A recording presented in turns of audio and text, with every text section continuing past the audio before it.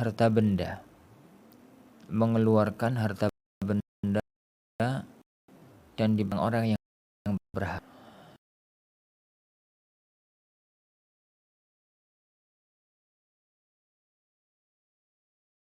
Mengeluarkan harta benda dan diberikan kepada orang-orang yang berhak, ini ada dua kemungkinan.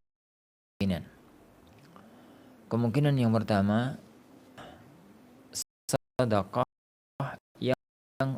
yang wajib, dan itulah zakat. Baik itu zakatul mal, baik zakat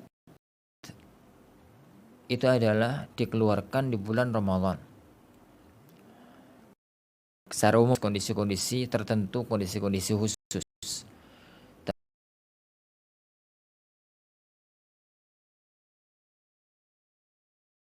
secara umum mengeluarkan zakat di bulan Ramadan itu lebih utama dibandingkan dengan pernah berkata, syahru siyamikum, syahrun puasa kalian adalah sekaligus bulan kalian mengeluarkan zakat.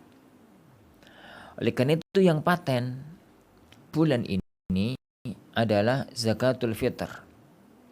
Dan yang kedua yang bisa dilakukan dan sebaiknya dilakukan di bulan ini adalah zakatul mal, adalah zakat al-mal. Dan yang kedua adalah sedekah tawwu', sedekah biasa. Dan ini digambarkan oleh ibunda kita Aisyah radhiyallahu anha bahwasanya Rasulullah sallallahu alaihi wasallam itu ajwadun nas, orang yang sangat dermawan. Dan kedermawanan beliau itu mencapai titik puncaknya kalau masuk bulan Ramadan. Sampai-sampai digambarkan kedermawanan beliau itu karrihil mursalah, semacam angin yang berhembus kencang. Ar-rih, angin dalam bahasa Arab itu ada dua. Ada rih, ada riyah.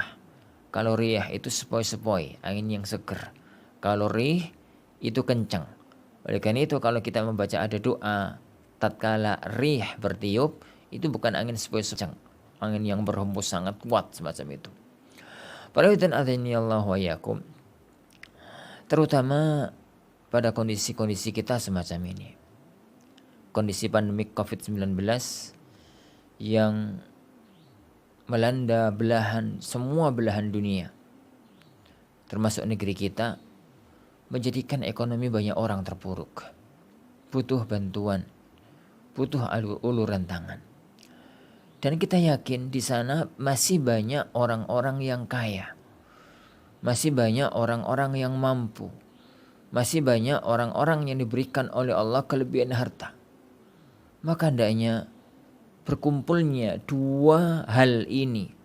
Pertama, kita sekarang di bulan Ramadan. Yang kedua, sekarang di saat orang-orang sangat membutuhkan, maka hendaknya kita memaksimalkan perintah syariatnya Allah Subhanahu wa taala untuk mengeluarkan zakat ini supaya semaksimal mungkin bermanfaat untuk diri kita nanti di akhirat dan bermanfaat untuk harta kita menjadi harta yang bersih dan suci setelah dibersihkan dari kotoran-kotoran yang ada, dan bermanfaat secara maksimal untuk orang-orang yang ada di sekitar kita. Rabbuna Jalla wa Ala berfirman, khudh min amwalihim sadaqatan tutahhiruhum wa tuzakkihim biha. Ambillah dari harta mereka sedekah yang itu bisa mensucikan mereka dan bisa membersihkan harta benda mereka. Para hadirin azanillahu wa iyyakum. Zakat secara umum itu bagaimana saya singgung tadi. Zakatul mal dan zakatul fitr. Zakatul mal itu zakat yang berkaitan dengan harta. Zakatul fitr itu zakat yang berkaitan dengan jiwa. Kita tidak akan membahas zakatul fitr karena itu butuh fikih tersendiri. Apalagi terutama fikih zakatul fitr pada hari-hari semacam ini yang sebagian kalangan mengajak untuk mengeluarkan zakatul fitr itu di awal-awal Ramadan. Bahkan ada yang sampai membahas mengeluarkan zakatul fitr sebelum Ramadan. Kita akan mengerucutkan pembahasan kepada satu pembahasan tentang zakatul mal, tapi juga nggak semua, karena nggak mungkin akan kita bahas semuanya, kecuali membutuhkan kajian waktu yang panjang dan lama. Akan kita kerucutkan pembahasan kita kepada zakat uang. Jadi dan penghasilan-penghasilan yang secara umum itu berkaitan dengan uang. Yang itu berkaitan dengan uang. Oleh karena itu, pembahasan kita insyaallah subhanahu wa ta'ala pada waktu yang berbarokah ini akan mengerucut kepada fikih zakat uang.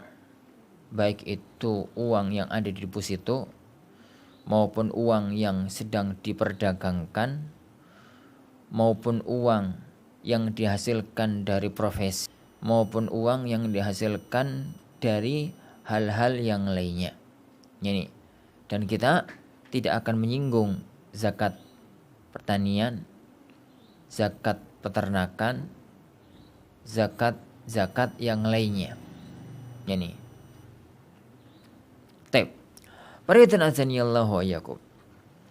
Sebelum membahas tentang masalah ini dengan agak terperinci, maka satu masalah fikih, kaidah dalam masalah fikih yang wajib untuk diketahui oleh semuanya, bahwa kalau kita mau memahami masalah fikih dengan tepat, kita mau memahami masalah fikih dengan bagus, maka hendaknya kita itu memahami fikih itu dengan kondisi yang ada di zaman Rasulullah Sallallahu Alaihi Wasallam.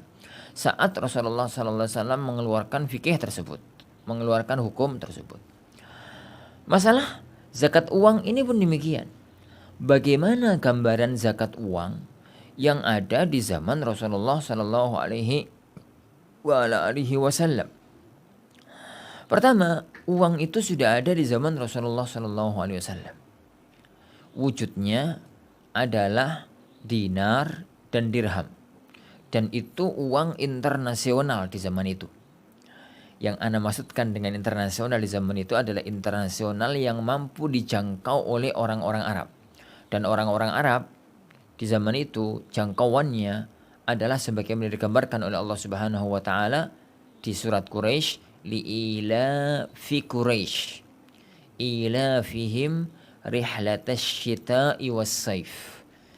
Yani demi kebiasaannya orang-orang Quraisy yang mereka mempunyai kebiasaan melakukan perjalanan dagang musim dingin, musim panas, yaitu ke arah negeri Syam, ke arah negeri Yaman.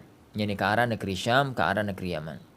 Kota tempat kelahiran Rasulullah SAW di kota Mekah, orang-orang Quraisy itu adalah orang-orang yang mereka bergulat dalam perdagangan. Bukan sekedar perdagangan regional, tapi sampai perdagangan internasional. Jadi orang-orang Mekah itu adalah area transit perdagangan. Orang-orang dari negeri Yaman yang mereka mempunyai peradaban yang sudah tinggi dengan orang-orang di negeri Syam yang mereka itu mempunyai peradaban yang sudah tinggi di zaman itu mereka kalau mau berdagang, ekspor impor di zaman itu, maka mereka akan melewati kota Mekah. Jadi kota Mekah adalah area transit, jadi antara dua negara besar tersebut. Sehingga kota Mekah pun, orang-orang di kota Mekah pun tergugah untuk ikut berdagang. Sehingga mereka mempunyai perdagangan musim panas ke negeri Syam. Negeri Syam zaman itu adalah negeri Romawi. Dan ke negeri Irak, yang zaman itu adalah negeri Persia. Jadi kalau zaman sekarang Irak, ya Irak dan Iran itu.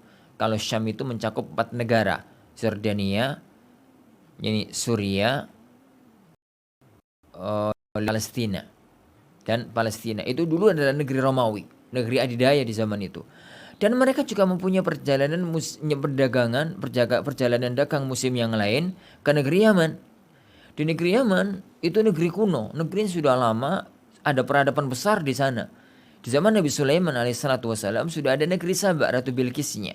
Dan negeri Syam tatkala itu sudah ada kerajaan Nabi Sulaiman alaihissalatu wassalam. Jadi uang yang Anda maksudkan, uang internasional zaman itu adalah uang yang sudah digunakan oleh orang-orang di zaman itu yang mampu dijangkau oleh yakni masyarakat di zaman Rasulullah Shallallahu Alaihi Wasallam. Meskipun kita tahu bahwa di zaman Rasulullah Shallallahu Alaihi Wasallam hidup, negeri kita ini, tanah Jawa kita ini adalah tanah yang sudah mempunyai peradaban besar.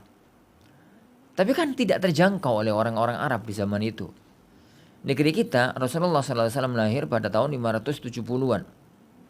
570 atau 571. Dan beliau meninggal dunia di tahun 630 atau 633 Masehi. Dan di negeri itu, di zaman itu, tanah Jawa ini sudah banyak penduduk, sudah banyak kerajaan, sudah banyak peradaban, dan sudah hidup peradaban manusia yang ada di zaman itu. Tapi kembali kepada masalah kita. Jadi zaman itu sudah ada uang. Di zaman itu sudah ada uang. Apa wujudnya uang? Wujudnya uang itu adalah logam. Lempengan logam emas. Lempengan logam emas. Itu namanya dinar. Lah, yang kedua, lempengan logam perak. Perak asli ya. Lempengan ini lobang emas murni itu namanya dinar. Lempengan logam perak itu namanya dirham. Tapi dinar belum ada angka. Jadi kalau ada orang memiliki 1 keping berarti punya 1 dinar. Kalau orang memiliki 10 dinar berarti punya 10 keping emas. Punya 10 keping dinar. Kalau orang memiliki 100 dinar berarti dia memiliki 100 keping. Jadi belum ada zaman itu 1 keping dituliskan 2. 1 keping dituliskan 10. 1 keping dituliskan 5. Jadi kalau punya 1 keping tapi itu ada 5 dinar tidak. Jadi hitungannya adalah per keping, per biji. Dirham juga begitu. Kalau orang memiliki 20 dirham berarti kalau orang memiliki 20 dirham berarti dia memiliki 20 keping perak. 20 keping perak. Oleh karena itu, periode azani Allah wa iyyakum. Emas di zaman Rasulullah SAW itu ada 3 wujudnya. Emas di zaman Rasulullah SAW itu wujudnya ada 3. Satu, emas yang masih menjadi bahan baku, at-tibr. Kalau zaman sekarang istilahnya itu emas batangan. Jadi emas yang masih batangan. Emas ini sudah ada di zaman beliau SAW dan sampai sekarang masih ada. Jadi emas ini sampai sekarang jadi masih ada.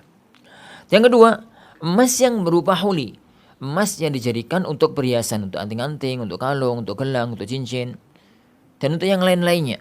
Emas jenis ini sampai sekarang juga masih ada. Sampai sekarang juga masih ada. Yang ketiga, uang. Emas yang berwujud uang, yang berfungsi untuk alat tukar menukar barang komoditas. Uang yang berfungsi sebagai alat tukar menukar yakni tatkala jual beli.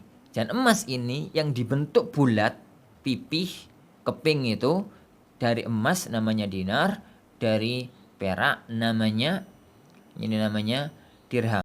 Lah, emas atau emas perak jenis ini yang sekarang sudah tidak ada, tergantikan posisinya dengan uang kertas atau uang logam, dan sekarang tergantikan sebagian posisinya dengan uang virtual. Nah, para jamaah yang dimuliakan Allah Subhanahu wa taala. Itu kondisi ada di zaman Rasulullah Shallallahu Alaihi Wasallam yang wujudnya adalah dari emas dan perak. Emas namanya dinar, perak namanya dirham. Dan Anda katakan tadi, emas dan perak yang ada di zaman Rasulullah Shallallahu Alaihi Wasallam itu ada 3 macam, ada 3 bentuk. Ada tibr, uang yakni emas asli, emas bahan baku, belum dijadikan apa-apa, masih emas batangan atau tibr. Itu sampai sekarang masih ada. Emas perak yakni tibr sampai sekarang masih ada. Yang kedua sudah diwujudkan berbentuk menjadi barang perhiasan, kalung, gelang dan macam-macamnya itu emas maupun perak, dan ini sampai sekarang juga masih ada. Yang terakhir, yakni emas yang dibentuk yakni bulat pipih, dan itu adalah dinar, dan kalau dari perak namanya dirham. Ini yang sekarang sudah tidak ada. Ini yang sekarang sudah tidak ada, posisinya tergantikan dengan uang kertas, uang logam yang ada sekarang, yakni uang logam yang ada sekarang ini. Dan masuk masalah lain. Kalau di zaman itu, di zaman Rasulullah SAW, dinar dan dirham itu tidak ada perbedaan negara. Dinar yang berlaku di kota Mekah juga dinar yang berlaku di negeri Yaman. Dinar yang berlaku di negeri Yaman juga dinar yang berlaku di negeri Syam. Dinar yang berlaku di negeri Syam juga dinar yang berlaku di negeri Irak, negeri Persia tatkala itu. Jadi sama antara satu negeri dengan negeri yang lain. Dan ini yang sekarang berbeda. Kondisi kita zaman sekarang di mana per negara itu mempunyai mata uang masing-masing. Ada rupiah, ada ringgit, ada rupiah, ada dolar, ada real, dan ini macam-macamnya. Kita masuk kepada pembahasan inti, yaitu bagaimana ini Rasulullah Shallallahu Alaihi Wasallam menetapkan zakat uang yang ada di zaman itu. Zakat uang adalah satu kewajiban syar'i. Tidak ada khilaf di kalangan para ulama mengenai masalah itu karena dalil-dalilnya sangat tegas. Firman Allah Subhanahu wa taala yang memberikan kepada kita pemahaman tentang wajibnya zakat uang adalah firman Allah Subhanahu wa taala, walladzina yaknizuna adh-dhahaba wal fiddata wa la yunfiqunaha fi sabilillah fabashshirhum bi'adzabin alim. Dan orang-orang yang mereka itu menyimpan emas dan perak dan tidak mereka infakkan di jalan Allah, maka beritahukan kepada mereka azab yang pedih. Emas dan perak ini umum, baik emas dan perak dalam wujud tiber, atau emas dan perak dalam wujud huli, atau emas dan perak dalam wujud dinar dan dirham. Juga sabda Rasulullah SAW yang berkaitan dengan masalah ini sangat banyak. Emas dan perak itu adalah uang yang zaman dulu adalah dinar dan dirham, adalah sesuatu yang wajib untuk dizakati. Suatu yang wajib untuk dizakati. Orang itu tidak wajib mengeluarkan zakat kecuali tercapai dua syarat utama. Satu, uangnya mencapai satu nisab.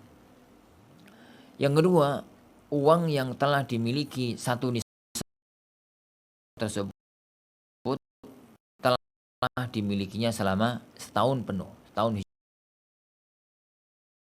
hijriah. Kita bahas nisabnya uang, berarti kita bahas nisab uang yang ada di zaman Rasulullah Shallallahu Alaihi Wasallam. Nisabnya uang di zaman beliau Sallallahu Alaihi Wasallam itu 20 dinar. 20 dinar. Kata beliau Sallallahu Alaihi Wasallam dalam sebuah hadis yang sahih, wala yu'khadhu minadh-dhahabi syai'un hatta yablugha 20 dinara. Wala yu'khadhu, dan tidak diambil minadh-dhahabi syai', yakni dari emas sedikit pun zakat, hatta yablugha 20 dinara, sampai yakni emas itu mencapai 20 dinar. Sampai emas itu mencapai 20 dinar. Kalau perak 200 dirham. Kata beliau sallallahu alaihi wasallam, la yu'khadhu minal wariki illa idza balagha mi'atai dirham. Tidak diambil dari perak kecuali kalau mencapai 200 dirham. Jadi kalau begitu nisabnya dinar, uang kepingan emas itu 20 dinar. Nisabnya perak dirham, uang perak itu 200 dirham. 200 dirham. Berapa 20 dinar? Berapa 20 dinar? 1 dinar, jadi aturan internasional di zaman itu, kalau mereka mau mencetak tiber, emas batangan itu menjadi perhiasan, yaitu terserah, nggak ada aturan. Ada yang kepingin besar, ada yang pengen kecil, dan macam-macamnya. Tapi kalau mereka mau mencetak dinar, itu ada standar khusus, standar internasional di zaman itu. Dan standarnya 1 dinar, dalam pendapat yang masyhur di kalangan para ulama, 1 dinar itu adalah 1 miskal. Miskal itu ukuran berat. Miskal di zaman Rasulullah SAW sekarang sudah tidak berlaku. Maka kita konversikan antara 1 miskal yang berlaku di zaman beliau SAW itu dengan ukuran berat di zaman sekarang, ukuran gram. Dalam pendapat yang masyhur di kalangan ahli ilmi, 1 miskal itu adalah 4/4 gram. 4/4 gram. Berarti 1 dinar itu 4/4 gram. 4/4 gram. Taib. 4/4 gram. Lihat. 4/4 gram. Tatkala itu 4/4 gram emas murni. Kenapa kok emas murni? Karena emas di zaman beliau ada emas campuran. Semuanya itu emas murni. Lah, kalau sudah diketahui ini, maka dengan mudah kita menghitung zakat uang. Dengan mudah kita menghitung zakat uang. Jadi Rasulullah SAW menetapkan zakatnya dinar, uang yang ada di zaman itu 20 dirham, 20 dinar. 1 dinarnya 1 miskal. 1 miskalnya 4/4, berarti kan 20 kali 4/4. 20 kali 4/4 sama dengan 85 gram. 85 gram. Jadi nisabnya emas di zaman sekarang itu 85 gram emas murni. Nisabnya uang, kalau kita menggunakan perhitungan dinar, maka berarti harga uang seharga 85 gram emas murni. Uang seharga 85 gram emas murni. Bagaimana kalau ada orang memiliki emas yang bukan emas murni? Bagaimana kalau orang itu memiliki emas yang dia itu bukan emas murni? Dikonversikan aja. Jadi emas murni itu kan 24 karat. Kalau ada orang misalkan memiliki emas banyak, tapi 20 karat, gak sampai 24 karat. Berapa nisabnya? Hitung aja, emas yang Anda miliki itu 20 karat. Per emas murni 24 karat. Kalikan emas yang murni 85 karat. Kok 85 karat? 85 gram. 20 per 24 kali 85. Akan ketahuan, jadi nanti kalau emas itu 20 karat, itu nisabnya berapa gram? Yakin tidak 85, tapi akan lebih. Ini tapi akan lebih. Ini tapi dia itu akan lebih. Nah, para ikhwan azanillahu, yani para ikhwan azanillahu wa iyyakum. Yani para ikhwan azanillahu yakum. Itu nisabnya perak. Nisabnya emas. Kalau begitu zakat uang, yani nisabnya uang itu berapa? Hitung aja 85 gram emas murni kali berapa tadi? Yani kali uang, yani nilai 1 gram emas murni pada zaman sekarang. Kalau anggaplah nilai emas murni pada zaman sekarang itu 600.000, berarti 85 kali 600.000, kisarannya 50-an juta. Kisaran ya, dihitung aja sendiri. Nah, dan azanillahu yakum. Itu kalau kita menghitung pakai patokan dirham, pakai patokan dinar. Pakai patokan kepingan uang emas. Yang kedua sekarang, uang di zaman Rasulullah Shallallahu Alaihi Wasallam, itu juga ada yang berwujud dirham, kepingan uang perak. Di zaman itu nilai tukar antara dinar dan dirham itu standar. Jadi misalkan standar, ada perbedaan di kalangan para ulama. Sebagian mengatakan 1 dinar itu sama dengan 10 dirham, 1/10.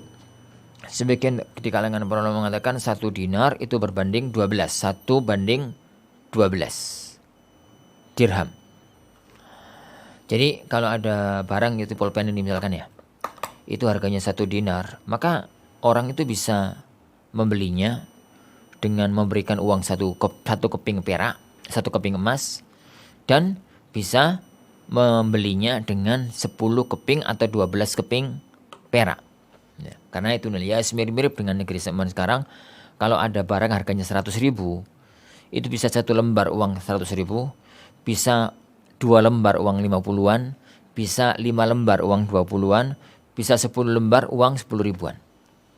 Jadi begitu, jadi itu nilai tukar di zaman Rasulullah SAW. Tapi dengan pergeseran zaman, nilai tukar ini tidak lagi berlaku. Dengan pergeseran zaman, nilai tukar ini tidak lagi berlaku. Maksudnya tidak lagi berlaku, itu adalah karena emas itu tetap bertahan sebagai logam mulia. Sedangkan perak turun derajatnya, tidak menjadi logam mulia nomor 1.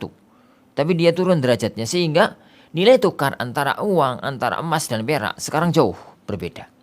Oleh karena itu para ulama tidak menggunakan standar nilai tukar, tapi mereka menggunakan standar berat. Nilai standar berat. Jadi tatkala dinar itu dibentuk dengan berat 1 miskal, yang itu adalah 4/4 gram, maka 1 keping perak itu dibentuk dengan ukuran berat berapa? Tidak ditemukan referensi yang jelas tentang berapa standar berat dirham. Jadi yang ditemukan oleh para ulama kita adalah nilai banding antara dinar dengan dirham. Maksudnya kalau ditimbang dengan timbangan neraca itu, dinar 1 dengan dirham 1 beratan dinar, ditambahi dirham 2 beratan dinar, ditambahi dirham 3 beratan dirham, begitu. Dan baru persis itu standar adalah kalau 7 dinar 10 dirham. 7 banding 10. Dan kalau kita hitung 7 banding 10 dengan dinar, akan ditemukan bahwa 1 dirham itu dengan ukuran standar gram zaman sekarang adalah 2,975. Gak sampai 3 gram, tapi mirip, hampir 2,975. Kalau begitu, berapa nisabnya dirham? Nisabnya dirham itu adalah 2,975 kali 2,975 kali 200. Di mana dari angka 200? 200 diambil dari sabda Rasulullah SAW bahwasanya nisabnya dirham itu 200 dirham. Itu 200 dirham sama dengan 595 gram perak. 595 gram perak. Perak murni. Ini perak murni. Kalau begitu, kalau kita menghitung uang dengan ukuran dirham, berapa? Nggak banyak. Karena dirham harganya saya katakan tadi, dirham itu zaman sekarang sudah tidak lagi menjadi logam mulia yang tinggi. Sudah menjadi kelas bawah. Anggaplah sekarang harganya emas, harganya perak itu 20.000. Maka 595 itu hanya 12 juta. Hanya 12 juta. Sedangkan kalau dihitung menggunakan emas tadi, maka sampai 50-an juta. Kita menggunakan standar yang mana? Ada perselisihan panjang di kalangan para ulama tentang masalah ini. Tapi pendapat yang lebih kuat insyaallah subhanahu wa ta'ala, yakni standarnya adalah menggunakan standarnya itu adalah menggunakan standar emas. Standar dirham, standar dinar, standar emas, dan bukan standar perak. Kenapa? Karena itu adalah mata uang yang sampai sekarang masih tetap bertahan dengan harga yang ada di zaman Rasulullah Shallallahu Alaihi Wasallam. Wallahu a'lam. Dari sedikit penjabaran ini para ikhwan azani Allah wa iyyakum, maka bisa diambil garis kesimpulan akhir. Yani kalau mampu memahami jalur ceritanya tadi, jalur pembahasannya tadi, alhamdulillah. Tapi kalau tidak, maka Anda katakan cukup ambil kesimpulan akhir. Ambil kesimpulan akhir bahwa nisabnya uang itu adalah 85 gram emas murni. 85 gram emas murni. Nah, dan 85 gram emas murni itu kalau diuangkan berapa ya tergantung nilai pasar. Tergantung harga pasar. Harga pasar sekarang itu berapa? Harga jual ya. Yani harga jual. Yani nilai pasar sekarang itu berapa? Kalau berubah nilai ya berarti berubah nilai uangnya. Tapi yang paten adalah 85 gram yakni emas murni. Kalau 500.000 per gramnya ya ketemunya sekitar 42-an juta. Kalau 600.000 ya ketemunya sekitar 50-an juta. Kalau 700 ya berarti lebih. Ini kalau 700 ya berarti lebih. Ya. Dan itu namanya orang telah memiliki uang satu nisab. Orang telah memiliki ini uang satu nisab. Otomatis para ikhwan azani Allah wa yakum. Orang itu kalau sampai memiliki uang satu nisab, itu berarti uang itu lebih dari kebutuhan pokoknya. Karena orang itu kalau memiliki uang, nggak mungkin tadi dia simpan. Pasti dia gunakan untuk makan, untuk minum, untuk kebutuhan-kebutuhan keluarga dan pribadi dan keluarganya, untuk nyekolahkan anak, untuk bayar listrik, jadi untuk benerin rumah kalau ada yang rusak, untuk yani benerin kendaraan kalau ada yang kotor, ada yang rusak dan macam-macamnya, untuk ini, untuk itu. Yani dan macam-macamnya. Dan macam-macamnya. Kalau memang semacam itu, yani kalau memang semacam itu, maka kalau sampai dia itu mempunyai simpanan uang, berarti itu sudah lebih dari kebutuhan pokoknya. Sudah lebih dari kebutuhan-kebutuhan pokoknya, dan dia simpan, dia tumpuk, dia tabung. Kalau kemudian uang itu mencapai satu nisab, maka mencapai angka tadi berarti dia telah memiliki yani uang sampai satu nisab. Berarti terpenuhi syarat yang pertama, orang itu wajib mengeluarkan zakat. Syarat yang pertama, orang itu mengeluarkan. Yang pertama. Yang kedua, haul. Haul itu uang tersebut telah dimiliki selama 1 tahun Hijriah. Uang itu telah dimiliki, maknanya. Jadi kalau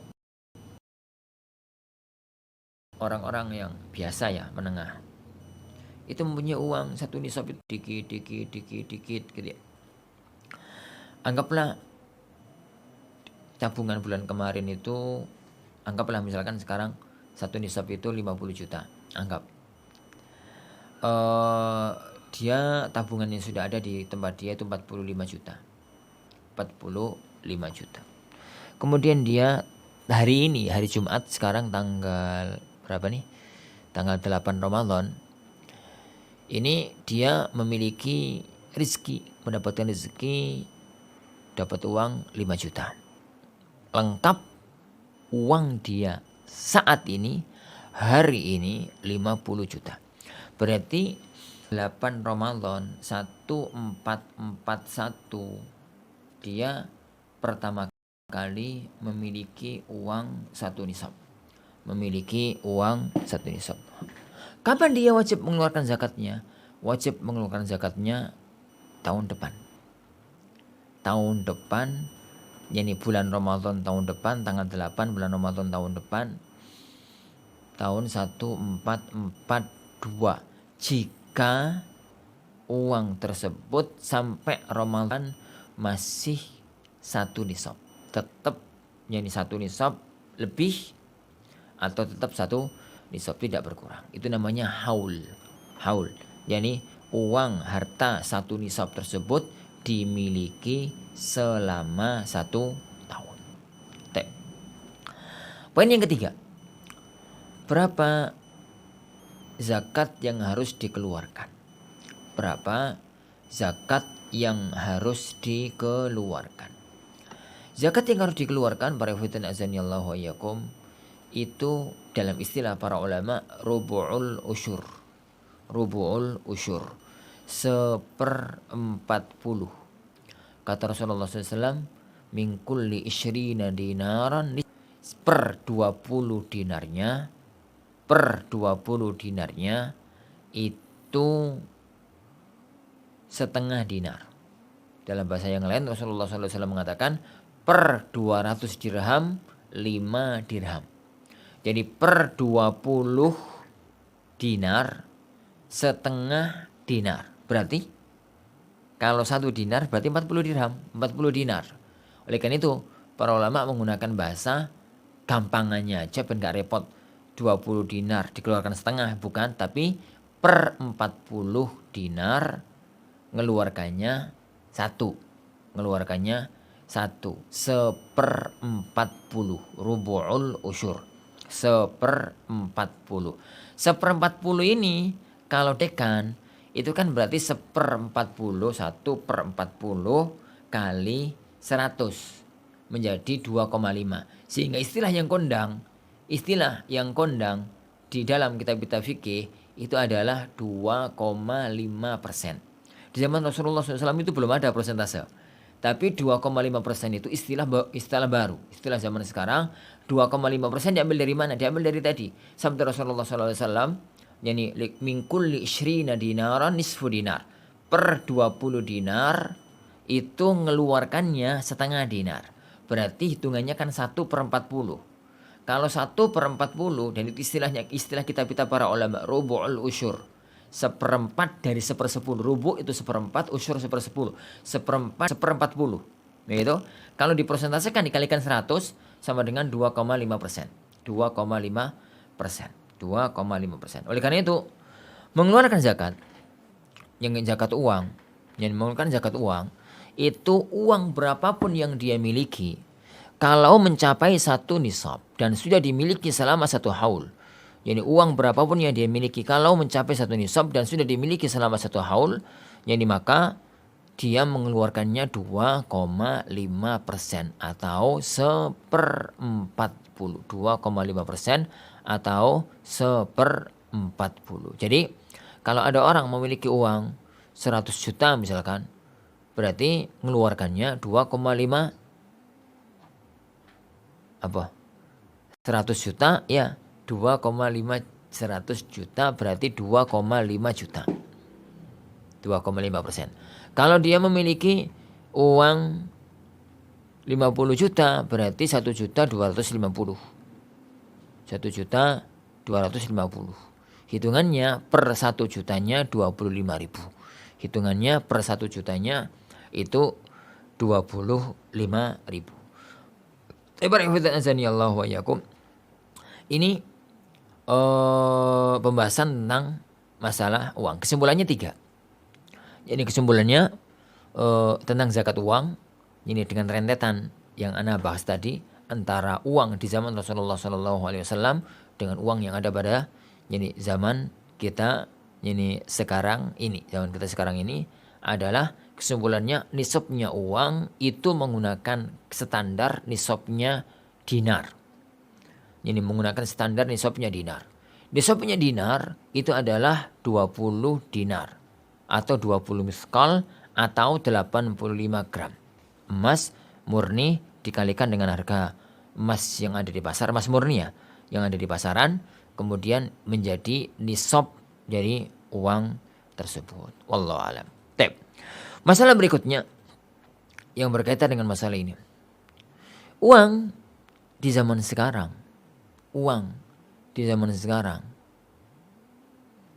itu wujudnya sama, namanya beda per negara.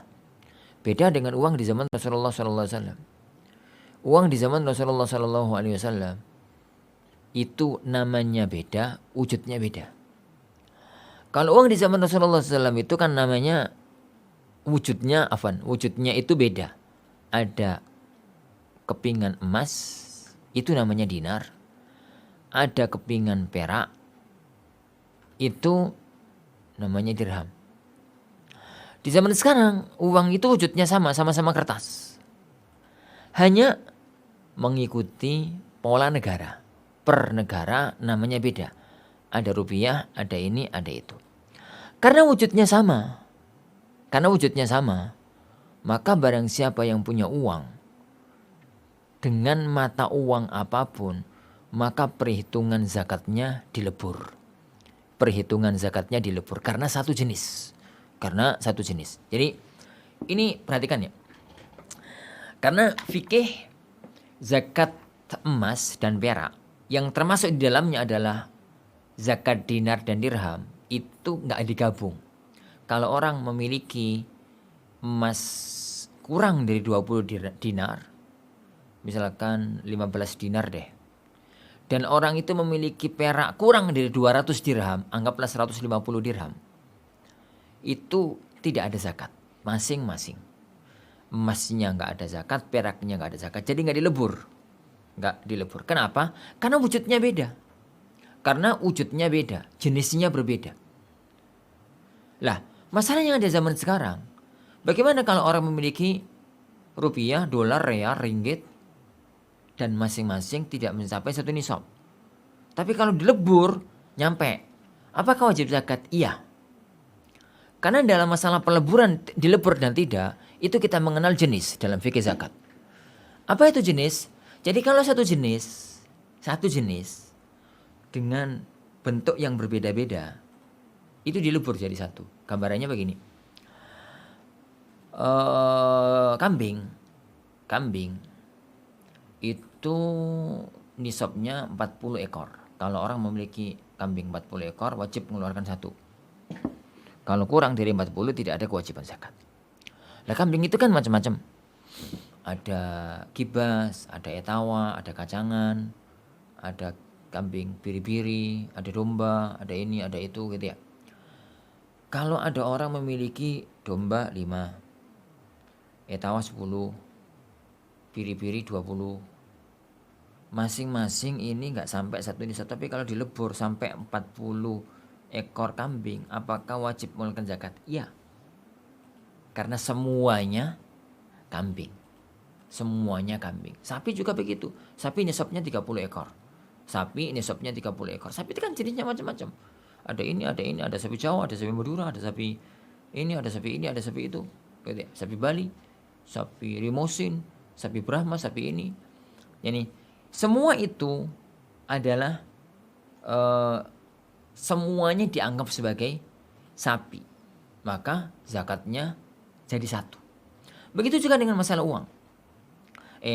Adapun kalau kambing dengan sapi, ada orang memiliki kambing 35, memiliki sapi 25. Apakah wajib zakat? Tidak. Karena kambing tersendiri, sapi sendiri. Begitu juga dengan dinar dan dirham. Di zaman Rasulullah SAW, dinar dan dirham itu bentuknya beda. Memang iya sama-sama alat tukar, tapi bentuknya beda. Bentuknya itu berbeda. Satu emas mengikuti zakat emas, satu perak mengikuti zakat perak. Sedangkan di zaman sekarang, uang itu bentuknya sama-sama uang, sama-sama kertas, sama-sama logam. Ya. Tapi meskipun satu negara per negara yang lain itu berbeda istilahnya, ini rupiah, itu dolar, ini itu dan macam-macamnya, maka uang itu dilebur jadi satu menjadi zakat uang. Ini baik dia memiliki rupiah, real dan macam-macamnya, semuanya dilebur menjadi satu dalam bentuk zakat uang, Jadi ini beberapa poin, yakni pembahasan yang berkaitan dengan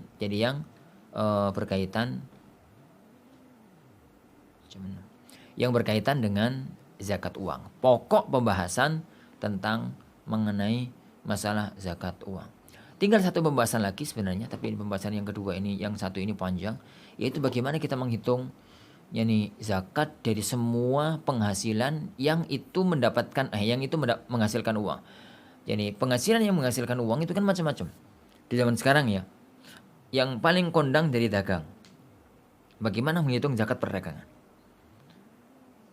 Yang kedua, yang orang itu dalam istilah fikihnya itu amwal mustaghallat. Mustaghallat itu barangnya tidak diperdagangkan tapi mendapatkan hasil darinya. Bisnis perhotelan, pariwisata, taksi, bis yang disewa, bis penumpang itu loh. Bisnya nggak diperjualbelikan, tapi begitu bis dioperasionalkan dia dapat uang.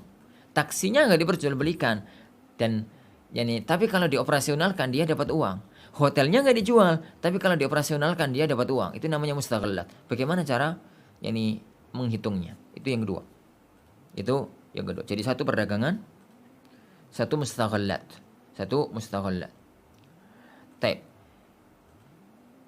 Dalam fikih perdagangan juga nanti itu akan harus dibahas bagaimana kalau orang itu, karena hubungkan antara dagang dan Karena orang dagang itu ada dua komponen sebagai cuma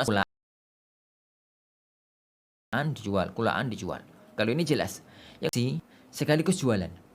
Produksi sekaligus jualan. Dan ini yang contoh yang paling kecil tukang bakso. Tukang bakso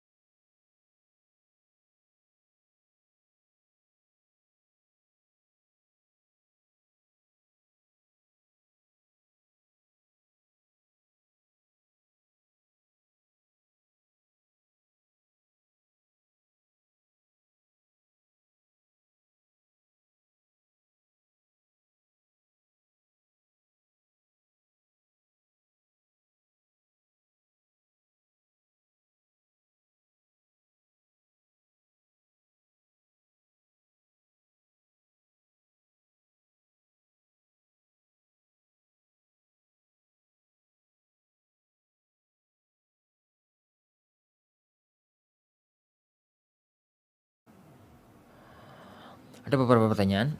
Nggak apa-apa, nah jawab. Dari teman-teman Zaujah. Beberapa dari mereka dulu sampai hari ini tidak membayarkan zakat mal perhiasannya. Yang kalau dihitung sudah masuk nisab. Bagaimana yang harus dilakukan Ustadz untuk menebus kelalaian kami yang sudah beberapa tahun? Tentang zakat perhiasan dengan segala khilaf yang ada di kalangan para ulama, karena anak tadi tidak meluaskan zakat perhiasan, karena zakat perhiasan itu zakat khusus gitu ya. Ada pembahasannya tersendiri. Kita tadi pembahasannya kita kerucutkan kepada menghitung zakat uang. Jadi menghitung zakat uang. Tapi untuk zakat perhiasan. Jadi emas yang berwujud perhiasan itu ada yang disepakati oleh para ulama bahwasanya itu dizakati, dan ada sebagian yang diperselisihkan oleh para ulama itu dizakati. Yang pertama, zakat yang diperselisihkan oleh para ulama, apakah itu ada kewajiban zakatnya atau tidak, adalah perhiasan emas yang berwujud perhiasan yang dipakai dengan ukuran standar secara halal. Ulangi. Jadi emas atau perak yang berwujud perhiasan, itu syarat yang pertama.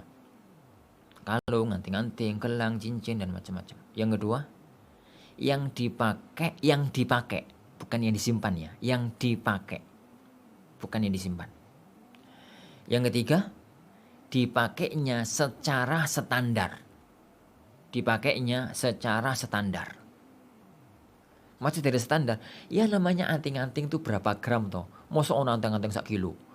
Jadi anting-anting paling buanter ya berapa toh? Orang kaya-kaya itu kalau punya anting-anting itu berapa gram? 5 kali ya. Udah 10, 20 ya nanti kupingi dawa. kalung itu 10 paling kalau orang kaya raya 15-20 gram itu sudah berat. Ini sudah berat. Itu namanya standar. Jadi kalau ada orang memiliki kalung 1 kilo dipakai sendiri, pakai semua, itu gak waras. Itu pakai standar. Yang ketiga dipakai secara halal. Maksud Anda dipakai secara halal, kalau ada orang laki-laki pakai cincin emas atau pakai kalung emas begitu, maka ini dipakai secara haram. Apabila 4 syarat ini terpenuhi, maka ini yang diistilahkan oleh para ulama dengan huli. Yang diperselisihkan ini dizakati apa tidak. Yang diperselisihkan oleh para ulama dizakati apa tidak. Adapun kalau tidak memenuhi 4 syarat ini, maka para ulama sepakat itu dizakati meskipun berbentuk perhiasan. Punya kalung. Kalungnya itu punya emas, ada kalung, ada cincin, ada gelang, ada ini, tapi disimpan. Jumlahnya 100 gram. Jumlahnya 100 gram. Yang disimpan itu 100 gram, yang dipakai misalkan 20 gram. Sebenarnya dia itu memiliki emas perhiasan 120 gram. Memiliki emas perhiasan 120 gram. 100 disimpan, 20 dipakai. Lah, yang disimpan itu disepakati oleh para ulama bahwasanya itu dizakati. Karena itu emas. Karena itu adalah emas. Adapun yang dipakai itu yang diperselisihkan oleh para ulama. Pendapat yang saya pilih wallahu alam dan itu pendapat sebagian para ulama adalah yang dipakai pun dizakati. Bagaimana ngitungnya? Yang dipakai dan yang disimpan digabung jadi satu. Kalau mencapai satu nisab yaitu 85 gram emas dengan hitungan emas murni, maka itu dizakati. Maka ini itu dizakati. Taib. Sekarang permasalahannya lepas dari masalah itu, kalau ada orang memiliki emas satu nisab, emas perhiasan ya, emas satu nisab, dan dia itu mau bertahun-tahun dia tidak mengeluarkan zakatnya. Bagaimana kalau kemudian dia baru sadar sekarang? Satu yang difahami, orang itu mempunyai kewajiban untuk mengetahui hukum agama yang berkaitan dengan dirinya, terutama hukum-hukum agama yang kondang. Zakat itu masalah kondang, masalah yang dalam hukum fikih namanya al-ma'lum minad dini bil darurah. Semua orang tahu kalau yang namanya orang muslim itu wajib mengeluarkan zakat. Dan masing-masing tergantung pada dirinya. Kalau dia petani, dia wajib mengetahui zakat pertanian. Kalau dia berdagang, dia wajib mengetahui zakat perdagangan. Kalau dia orang kaya raya, wajib mengetahui zakat uang yang dia miliki. Uang yang dia miliki. Dan wajib dia untuk mengeluarkannya. Kalau kemudian terjadi orang itu nggak tahu dan baru tahu sekarang, maka itu menjadi hutang pada dirinya. Itu menjadi hutang pada dirinya. Misalkan dia itu memiliki uang, memiliki emas 5 tahun, 100 gram. Dan itu sudah dia simpan selama 5 tahun. Tidak pernah dia keluarkan zakatnya. Ini sekarang ini tahun ke-5. Dan mau mengeluarkan zakat tahun ini. Maka bagaimana mengeluarkan zakatnya? Dia keluarkan selama 5 kali. Jadi tahun pertama itu misalkan dia eling-eling aja, diingat-ingat aja. Jadi tahun pertama dia itu memiliki emas berapa. Tahun kedua berapa, tahun ketiga berapa, tahun keempat berapa, tahun kelima sekarang berapa. Kemudian jumlah total jadi 1 dan keluarkan zakatnya. Emas 100 gram itu kan 2,5. Yang tahun kemarin 100 gram atau kurang. Anggaplah juga 100. Berarti 2,5 juga 5 gram. Tahun sebelumnya lagi itu misalkan belum sampai 100. Seingat saya misalkan tahun itu 70. Berarti 70 seperempat puluh dari 70. 2,5% dari 70 gram. Itu berapa? Digabung jadi 1, anggaplah jumlahnya menjadi 10 gram. Maka wajib dia keluarkan 10 gram. Kenapa? Karena itu utang. Dan hutang itu ada 2. Hutang kepada manusia. Yang kedua, hutang kepada Allah Subhanahu wa ta'ala. Dan salah satu di antara bentuk hutang kepada Allah Subhanahu wa ta'ala adalah zakat dan kafarah. Dan ini adalah zakat dari harta tersebut. Wallahu a'lam bissawab. Nah, Ustaz mau bertanya, kalau uang yang dipinjam sama orang itu harus dizakati apa tidak? Kaitan antara zakat dan utang. Yang diutang, istilah uang Indonesia apalagi uang Jawa itu istilahkan diutang itu repot mana? Dipinjam. Oke lah, nggak apa-apa. Kaitan antara zakat dan utang. Utang itu ada 2 sisi. Utang dan piutang. orang itu berhutang kepada orang. Kalau orang itu berhutang kepada orang dan hutang itu untuk kebutuhan pokoknya, kebutuhan yang harus dia hutang untuk kebutuhan pokok hidupnya. Kebutuhan pokok hidup itu nggak mesti makan minum, bisa jadi pendidikan anak, bisa jadi kesehatan keluarga, butuh biaya rumah sakit dan macam-macamnya. Itu hutang untuk kebutuhan pokok, bukan hutang untuk aksesoris hidup. Hutang untuk upgrade mobil, hutang untuk beli pesawat, hutang untuk ini, hutang untuk itu tidak masuk dalam hutang yang kita bahas. Jadi hutang untuk kebutuhan pokok. Kalau orang itu hutang untuk kebutuhan pokoknya, maka hutang itu mengurangi harta dia. Jadi kalau dia itu mempunyai deposito uang 100 juta, kemudian dia punya hutang yang belum waktunya dia bayar, anggaplah 20 juta, maka sebenarnya uang dia adalah 80 juta. Tapi yang ditanyakan bukan itu toh. Yang ditanyakan sekarang sisi yang kedua. Yang ditanyakan sekarang itu sisi yang kedua, yaitu kalau orang itu mempunyai uang banyak, sebagiannya diutang sama orang lain. Sebagiannya diutang sama orang lain. Dia itu punya piutang. Sebagiannya itu dihutang sama orang lain. Kalau sebagiannya itu dihutang sama orang lain, bagaimana menghitung zakat uang yang sekarang uang itu milik dia, tapi sekarang sedang di tangan orang lain. Orang yang memiliki piutang, uang yang dia miliki sedang di tangan orang lain, dihutang sama orang lain, itu ada dua kemungkinan. Dalam dunia fikihnya diistilahkan dengan yurja, yakni tuhu, yakni yang diharapkan, al-marju dan ghairu marju, yang diharapkan balik dan yang tidak diharapkan balik. Gambarnya begini. Kalau A punya uang banyak, punya uang 200 juta, yang 50 juta itu sedang di tangan si B, saudaranya misalkan si B. Yang di tangan dia 150. Yang di tangan si B, itu berapa tadi? 50. Total 200. Bagaimana mengeluarkan zakatnya? Lihat. Uang 50 juta yang ada di tangan si B. Uang 50 juta yang ada di tangan si B. Apakah uang itu diharapkan balik, diharapkan disaur, dilunasi, atau tidak? Yani atau tidak?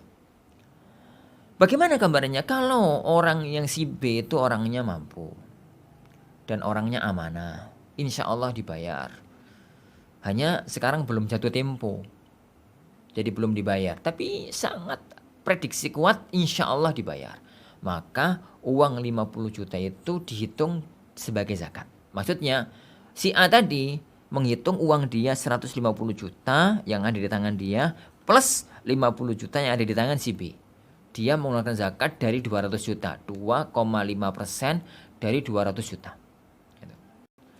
Yang kedua, adapun kalau si B tadi yang hutang 50 juta itu mustahil atau sangat kecil kemungkinan uang itu dikembalikan. Dibalik itu harapannya kecil banget, hampir mustahil. Gambarnya demikian. Ada si B ini kenal baik sama antum. Antum tahu kalau dia itu orang miskin. Tapi dia punya keahlian. Keahlian itu misalkan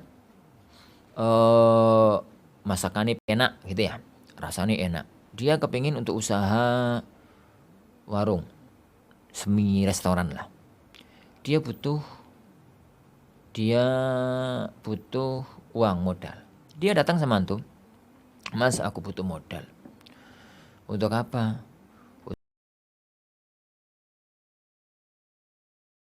Untuk ini, untuk itu. Kira ya 50 juta. Antum tahu orang ini amanah, orang ini thiqah, terpercaya insya Allah. Tapi antum tahu bahwasanya dia itu orangnya ekonominya lemah. Antum berikan kepada dia uang 50 juta. Setelah ditransaksikan, akadnya apa nih? Mudharabah apa utang? Mudharabah apa utang? Setelah itu disepakati misalkan akadnya utang. Kan beda jauh antara akad mudharabah dengan akad utang. Kalau akad mudharabah itu berarti usaha bareng. Antum pemodal, dia pelaksana. Untung rugi dibagi berdua. Tapi kalau utang, nggak ada kaitannya. Utang itu uang diserahkan dan antum tidak ngerti untung rugi. uang 50 juta, balik 50 juta. Mau dia untung, mau dia rugi, yang penting balik 50 juta. Itu akad utang. Akadnya disepakati utang, sudah. Akadnya utang. Berarti antum tidak ada kaitannya dengan usaha dia. Yang penting 50 juta, balik 50 juta. Dibuatlah rumah makan, warung lah, gitu ya. Kecil-kecilan, modal usaha, dan macam-macam. Alhamdulillah jalan. Alhamdulillah jalan. Qadarullah wa masya'a fa'al. 2 bulan setelah jalan, 2 bulan setelah jalan, 3 bulan, 4 bulan setelah jalan, begitu terjadi musibah. Ono truk, supirnya ngantuk, itu nabrak warung itu, lebur jadi satu. Lebur jadi satu. Sudah nggak ada. Atau mungkin kebakaran. Ini, atau mungkin kebakaran. Sehingga semua modal usaha itu ludes, hancur. Dan antum tahu bahwasanya si B ini orangnya miskin. Akan mustahil bagi dia untuk mengeluarkan atau untuk melunasi 50 juta tersebut. Lah, kondisi ini yang saya katakan namanya utang yang gak diharapkan balik. Hutang yang tidak diharapkan balik.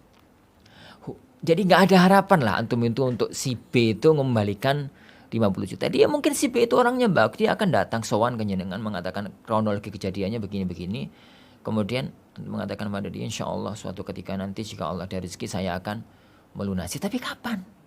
Bertahun-tahun, bisa jadi sampai meninggal dunia orang itu bisa jadi belum yang mampu mengeluarkan uang 50 juta. Kan uang 50 juta bagi orang yang miskin itu kan berat.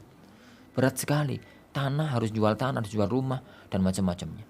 Lah, utang semacam ini itu namanya ghair al-marju, yang gak diharapkan balik.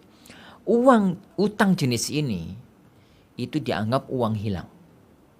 Jadi itu dianggap uang hilang. Nah, lah, tatkala dianggap uang hilang, maka berarti orang yang memiliki uang 200 juta tadi, yang 150 juta itu di tangan dia, yang 50 juta di tangan si B, tapi gak diarep-arep balik maka uang itu dianggap uang hilang. Dan yang dizakati hanya 150 juta. Yang dizakati hanya 150 juta. Nah, wallahu alam. Bagaimana kalau suatu ketika nanti tiba-tiba orang itu dapat rezeki, durian runtuh, bulan turun gitu ya, dapat nyari rezeki. Ya entah dari mana, dapat hadiah apa gitu, dari Pak Jokowi atau apa gitu, dapat hadiah. Kemudian dia bisa melunasi utangnya, itu dianggap uang balik. Hukumnya hukum hadiah. Hukumnya hukum waris, hukumnya hukum apa, insya Allah nanti akan kita bahas dalam Mal Mustafad. Karena itu ada kajian khusus dalam masalah semacam itu, namanya jadi menzakati waris, menzakati hadiah, menzakati ini, menzakati itu, menzakati kado, dan macam-macam itu dalam satu pembahasan yang Anda katakan tadi dengan Al-Mal Mustafad. Jadi dianggap uang kembali. Tapi jadi uang itu selama belum dikembalikan, itu dianggap uang hilang. Dianggap uang hilang. Wallahu a'lam. Afwan Ustaz, kalau mengeluarkan zakat uang dari hasil usaha, apakah ditotal dari modalnya atau laba dari usaha yang dikeluarkan zakatnya? Pembahasannya agak panjang, kita bahas besok ya. Pada waktu kita bahas tentang zakat perdagangan. Secara global Anda katakan bukan hanya labanya, modal, kemudian aset dan laba. Itu semuanya dihitung menjadi satu pembahasan. Jadi dihitung menjadi satu pembahasan zakat. Jadi perinciannya kita bahas pertemuan depan, mudah-mudahan kita tuntaskan pembahasan zakat uang pada pertemuan depan.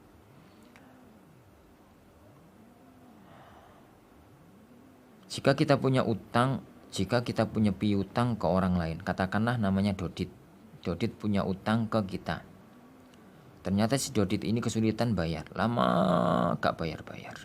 Nah, sampai kemudian kita waktunya bayar zakat.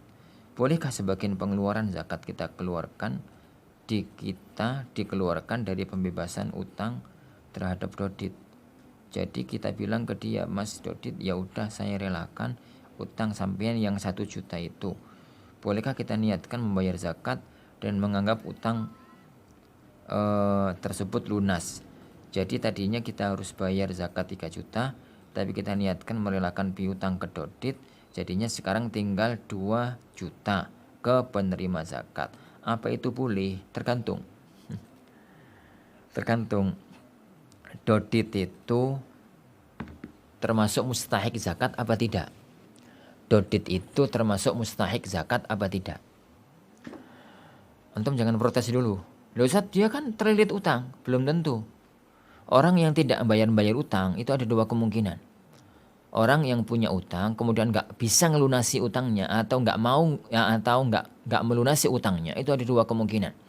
Kemungkinan yang pertama, dia itu orang yang gharim, orang yang pailit, orang yang terlilit utang dan nggak bisa bayar. Kalau jenis ini, dodit itu jenis ini, maka sah antum berikan kepada dia. Jadi relakan 1 juta, omong sama dia, Mas, sudah tak relakan uangnya 1 juta itu dan antum niatkan itu sebagai zakatul mal, maka itu sah sebagai zakatul mal. Berarti benar yang saya antum katakan, tinggal 2 juta dibayarkan kepada orang lain. Yang kedua, tapi jika si dodit ini welut, sebenarnya dia mampu, tapi Masya Allah tipikalnya kayak welut. Jadi gak mau untuk melunasi utangnya, bulet teh. Jadi ditagih itu bulet teh, gak pernah ini mau. Padahal dia mampu, punya mobil, punya kendaraan, punya ini, punya itu. Tapi Masya Allah ada loh tipikal orang itu. Jadi ada tipikal orang itu mampu, tapi kalau ngelunasi bayar utang itu gak pernah bisa dan gak bisa ditagih. Kalau orang jenis ini bukan gharim namanya. Orang jenis ini namanya mumatil. Orang yang nunda-nunda bayar hutang. Dan orang jenis ini tidak berhak untuk mendapatkan zakat. Karena dia orang mampu, orang kaya. Dia bukan termasuk dari mustahik. Maka kalau si dodit ini adalah orang jenis yang kedua, maka nggak boleh. Yani antum mengatakan melunaskan utangnya karena dia bukan orang yang berhak untuk menerima zakat tersebut. Wallahu a'lam. Taib, insyaallah subhanahu wa ta'ala nih yang kita pelajari pertemuan kita kali ini. Insyaallah subhanahu wa ta'ala akan kita lanjutkan pertemuan depan. Mudah-mudahan tuntas di pertemuan depan, yaitu zakat yang Anda bahas tadi. Karena ini masih pondasi dasar zakat uang. Kita masih ada 3 PR, yaitu ngitung zakat perdagangan, zakat mustaghallat, dan mal mustafad. Yang masuk dalam mal mustafad itu zakat profesi dan yang lainnya. Mudah-mudahan bisa kita tuntaskan pada Jumat depan biizni rabbina tabaraka wa ta'ala. Kita akhiri. Subhanakallahumma bihamdik asyhadu an la ilaha illa anta astaghfiruka wa atubu ilaik. Wassallallahu wasallam wa baraka nabi Muhammad. Assalamualaikum warahmatullahi wabarakatuh.